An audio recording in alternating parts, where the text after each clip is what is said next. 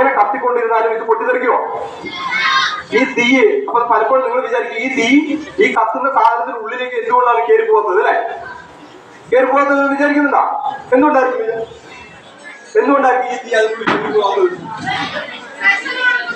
നമ്മൾ തീ കത്തിക്കഴിഞ്ഞാൽ അതിനുള്ളിൽ നന്നായി ഹൈലി ഇൻഫ്ലേമബിൾ ആയിട്ടുള്ള ഒരു ഇന്ധനമാണ് LPG എന്ന് പറയുന്നത് അല്ലെ. മറ്റുള്ള എല്ലാത്തിനേക്കാളും പെട്ടെന്ന് കത്തുന്ന ഒരു സാധനമാണ് അല്ലെ. എന്തുകൊണ്ടാണ് ഈ തീ ഉള്ളിലോട്ട് പോകുന്നത്? നിങ്ങൾ മുമ്പ് തന്നെ ഇതിന്റെ ആൻസർ പറഞ്ഞിരുന്നു. എന്തുകൊണ്ടായിരിക്കും പോകാത്തത്?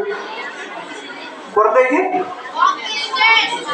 അതന്നെ, വെരി ഗുഡ്. എന്താണ് ഓക്സിജൻ എവിടെയുള്ളത്? പുറത്തേ ഉള്ളൂ അല്ലെ. ഒരിക്കലും ഈ ഇന്ധനം ഉള്ളിൽ പോയി കത്തില്ല. കാരണം എന്താണ്? കത്താൻ സാധിക്കുന്ന വാതകം എവിടെയുള്ളത്? പുറത്താണുള്ളത് അല്ലെ. അപ്പൊ പുറത്ത് മാത്രമേ ഇത് കത്തുകയുള്ളൂ, അവിടെ കത്തിപ്പിടിക്കുള്ളൂ. ഒരിക്കലും ഉള്ളിൽ പോയി പൊട്ടിത്തെറിക്കില്ല. പൊട്ടിത്തെറിക്കണമെങ്കിൽ എന്ത് ചെയ്യണം? ഈ സിലിണ്ടർ നമ്മൾ ചൂടാക്കണം അല്ലെ. അപ്പൊ നമ്മുടെ വീട്ടിൽ പെട്ടെന്ന് ഇങ്ങനെ ഒരു ഫയർ ഉണ്ടായി കഴിഞ്ഞാൽ എന്താണ് നമ്മൾ ചെയ്യേണ്ടത്? എന്താണ് നമ്മൾ ചെയ്യേണ്ടത്? ഇങ്ങനെ ഒരു ഫയർ ഉണ്ടായി കഴിഞ്ഞാൽ നമ്മൾ എന്ത് ചെയ്യും? റെഗുലേറ്റർ ഓഫ് ചെയ്യണം അല്ലെ. എങ്ങനെ റെഗുലേറ്റർ ഓഫ് ചെയ്യും? ഇങ്ങനെ ഇങ്ങനെ പറഞ്ഞ ആളുകൾ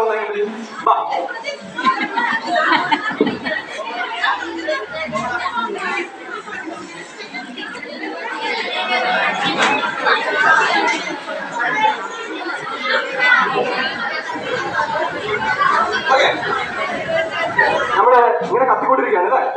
ഇങ്ങനെ കത്തിക്കൊണ്ടിരിക്കുമ്പോൾ നമ്മൾ എങ്ങനെയാണ് ഇത് കെടുത്താൻ അപ്രോച്ച് ചെയ്യേണ്ടത്? ഫയറിന്റെ ഫ്രണ്ടിൽ കൂടെ പോകാൻ പറ്റുമോ? ഇല്ല. എങ്ങനെ പോകണം? ബാക്കിലൂടെ വരണം അല്ലെ. റെഗുലേറ്റർ വേണമെങ്കിൽ നമുക്ക് എന്ത് ചെയ്യാം?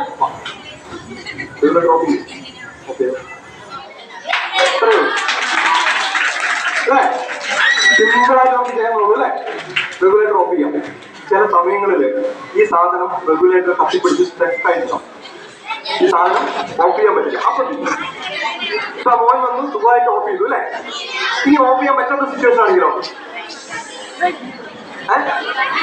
ഞാനെന്റെ തുണിയുണ്ടെങ്കിൽ അല്ലെ, നമ്മൾ പല വീഡിയോസും കണ്ടെന്താ ഈ തുണിയെടുത്ത് ചുറ്റുന്നതും വലിയ പെയിന്റ് എന്താ പറയാ പെയിന്റ് ബക്കറ്റ് അല്ലെ, പെയിന്റ് ബക്കറ്റ് എടുത്തും കാണിച്ചു വയ്ക്കാം.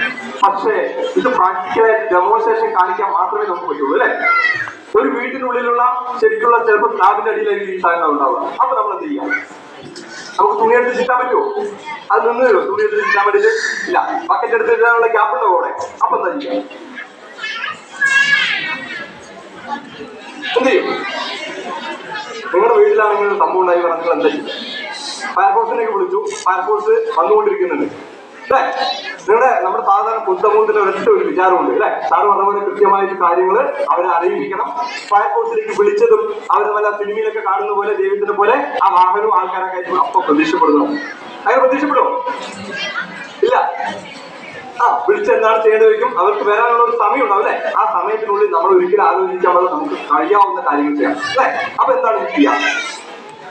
ആ സാധനത്തിന് ഏതെങ്കിലും ഒരു വടിയോ എന്തെങ്കിലും കൊണ്ടുവന്ന് നേരത്തൊരു ചേച്ചി പറഞ്ഞു, ഒരു കട്ടിയുള്ള പുറപ്പ് അല്ലെങ്കിൽ ഒരു തുണി വെള്ളത്തിൽ കുത്തിയതിനു ശേഷം ഇതിന് മേലിക്കിടാം അല്ലെ. ഇനി എന്ത് ചെയ്യാം? ഒരു പൈപ്പ് വെള്ളം കൊണ്ട് ഈ സിലിണ്ടറിനെ ചൂടാവാതെ നോക്കണം. ചൂടാവാനാണ് പ്രശ്നം വരിക അല്ലെ. അപ്പൊ ചൂടാവാതെ നോക്കേണ്ടത് നമ്മുടെ ഉത്തരവാദിത്വം. അതെങ്ങനെ ചൂടാവണം എന്ന് നോക്കേണ്ടത്? പൈപ്പ് കൊണ്ട് എങ്ങനെ അടിക്കണം? ഒരു ചുമരിൽ മറഞ്ഞു നിന്നുകൊണ്ട് വേണം അടിക്കാനായി. നമ്മുടെ വീട്ടിന്റെ അടുക്കളയുടെ ഏതെങ്കിലും ഒരു ചുമരിൽ മറഞ്ഞു നിന്നുകൊണ്ട് എന്ത് ചെയ്യണം?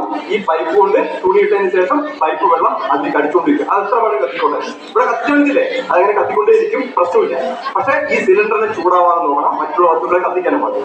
ഓക്കെ, ഇതാണ് നോക്കേണ്ടത്. ഇനി അതും പറ്റില്ലെങ്കിൽ നിങ്ങൾ എന്ത് ചെയ്യാം? ഒരു തോട്ടിയോ വടിയോ ഇട്ടിട്ട് എന്ത് ചെയ്യാം? ഈ സിലിണ്ടറിനെ വലിച്ച് വെളിയിൽ കൊണ്ടുവരാം. ഓക്കെ, അതിന്റെ അടുത്ത് പോകാൻ പേടിയാണെങ്കിൽ എന്ത് ചെയ്യാം? വലിച്ച് വെളിയിൽ കൊണ്ടുവന്ന് പുറത്തു കൊണ്ടുവരിക. ഓക്കെ, ഇന്നത്തെ എന്ത് ചെയ്യാം? നമുക്ക് ബക്കറ്റോ തുണിയോ എന്ത് വേണമെങ്കിലും കിട്ടും. ഇതാണ് നമ്മൾ പ്രാക്ടിക്കലായിട്ട് ചെയ്യണം.